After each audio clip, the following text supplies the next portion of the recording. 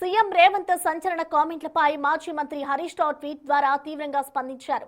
రేవంత్ రెడ్డి నోటి నుంచి ఈ రోజు టీఎంసీల కొద్ది అబద్ధాలు, క్యూసెక్ల కొద్ది అజ్ఞానాన్ని పారించారని కౌంటర్ వేశారు హరీష్.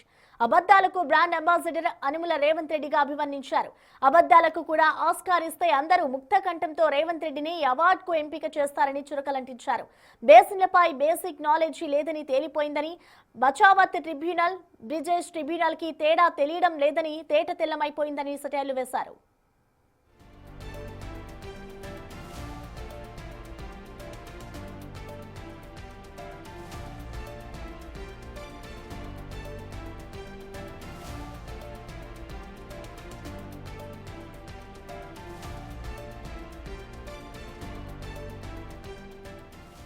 సభకు వస్తే అవమానించమని ఒకవైపు చెబుతూనే కేసీఆర్ ని కసాబ్తో పోల్చడం సరికాదని హితవు పలికారు.